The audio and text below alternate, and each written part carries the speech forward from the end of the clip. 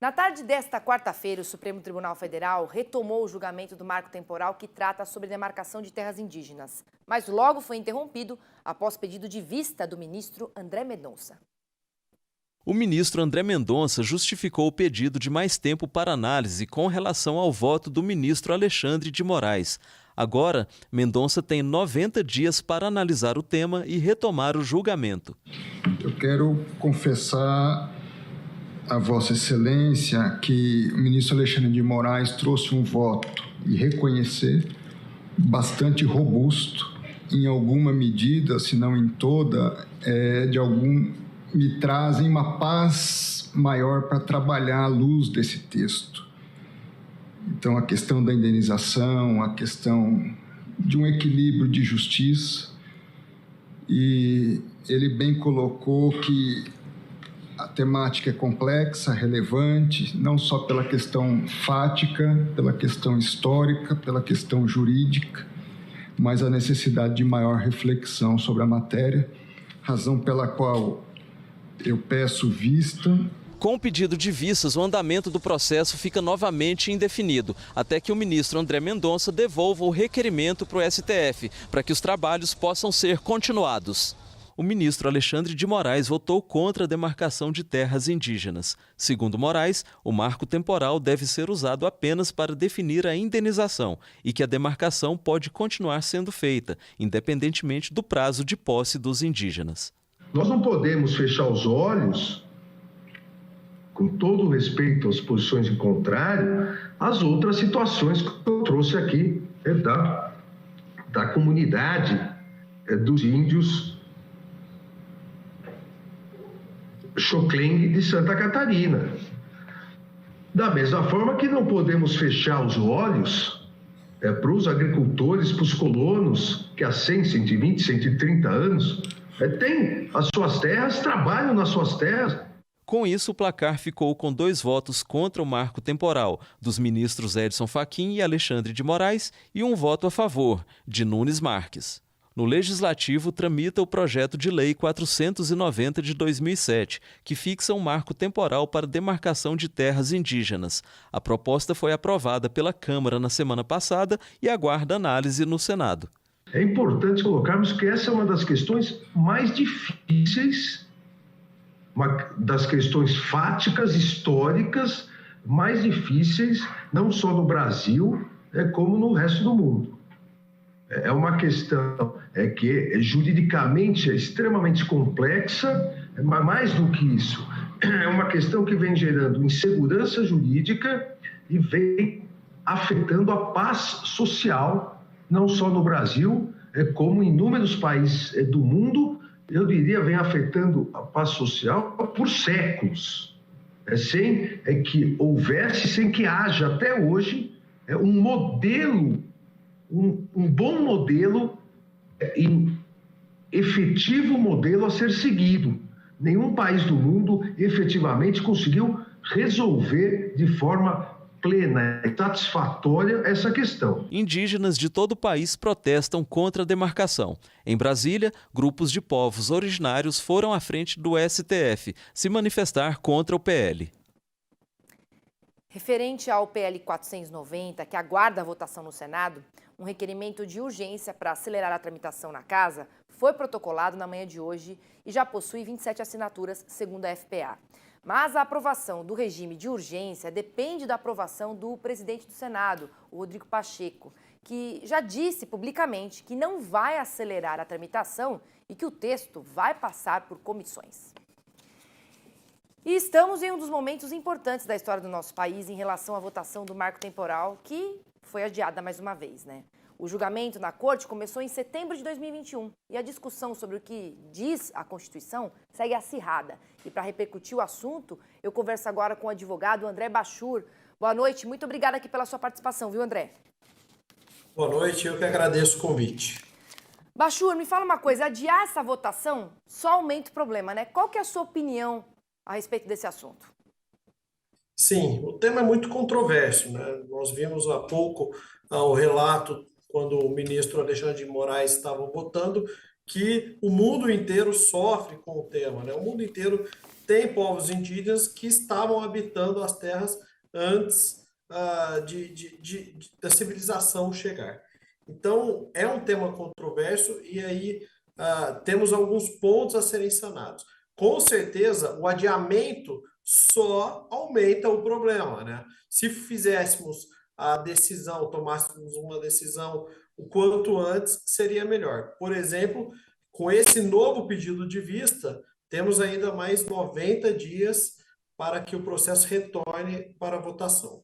Ou seja, é complexo, mas precisa ser resolvido, né? Esse julgamento, ele voltou para a votação, né? Depois de 2 anos interrompido, a gente falou aqui, agora foi adiado. Agora, me fala uma coisa, André, depois desse prazo de 90 dias, qual que é o procedimento para a retomada da votação e para a conclusão? Como é que vai ser feito?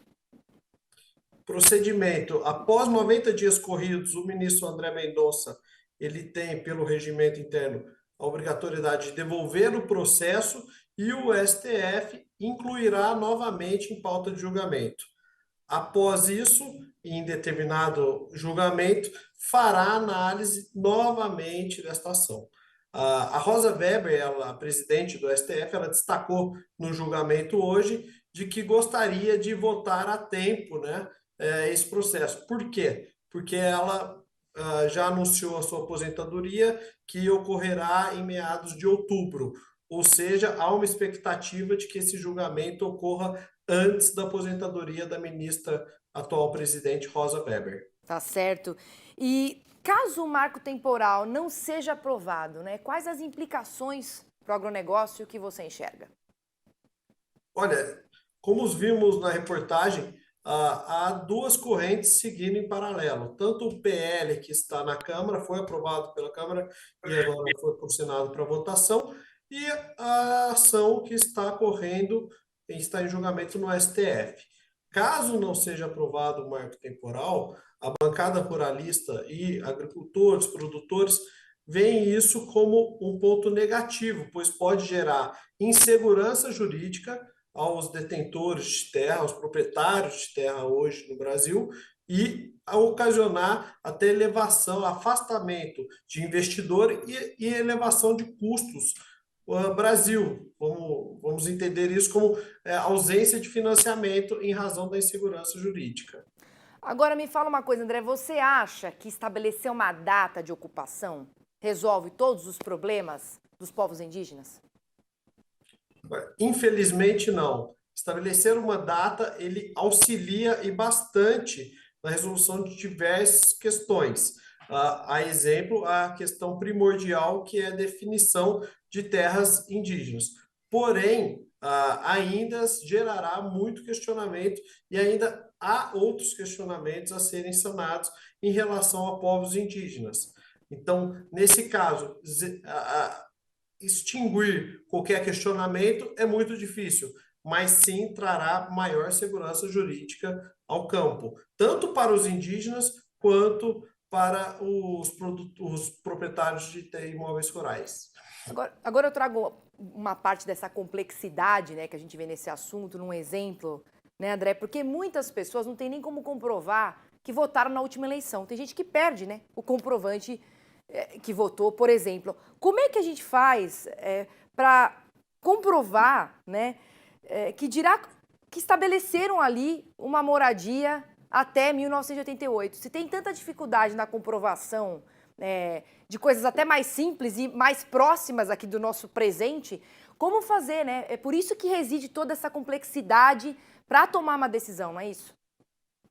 Bom ponto. Exatamente isso foi abordado hoje no voto do ministro Alexandre de Moraes, de que a comprovação ela é difícil, ainda mais em se tratando de povos indígenas, que não têm acesso a documentos, dizendo aqui, a registros, sequer teria uma certidão de nascimento, imagina uma comprovação de posse daquele imóvel. Então, essa comprovação, ela é prejudicada, sim, como você bem disse, às vezes a gente não guarda nem o comprovante de um voto numa eleição, quem dirá instrumentos para comprovar uma posse.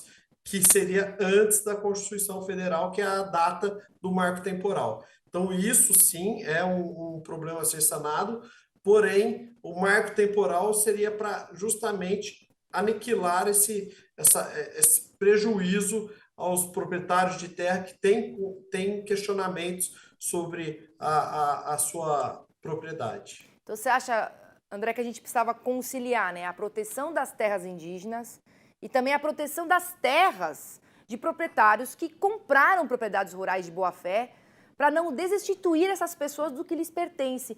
Tem que existir um meio termo, né? Como a gente vai chegar a isso, André?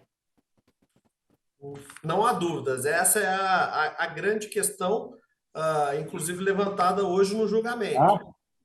Temos que fazer a conciliação.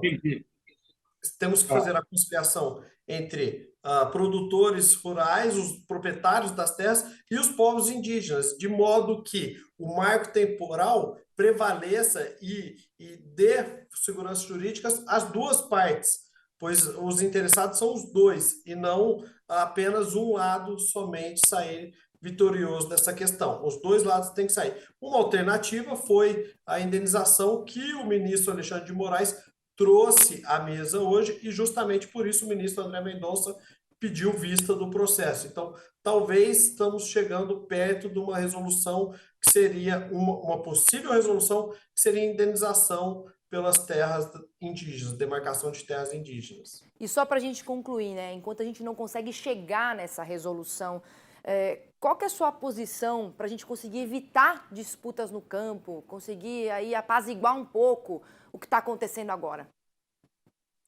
Olha, a nossa posição institucional seria sempre basear em documentos e nunca em violência. E sim manter demarcações de terras indígenas é um processo lento, é feito pela FUNAI e isso deve ser direcionado exclusivamente à FUNAI. E enquanto produtores rurais também devem comprovar a sua posse através de documentos idôneos. Então, essa é a nossa indicação, sempre procurar assistência de alguma autoridade ou um advogado para estar bem assessorado. Tá certo, viu, André? Obrigada aqui pela sua assistência aqui, respondendo as minhas perguntas. Tenho certeza que é questionamento também de muita gente que nos acompanha aqui no Rural Notícias. E até uma próxima oportunidade. A gente continua aí acompanhando passo a passo essa questão. Obrigada.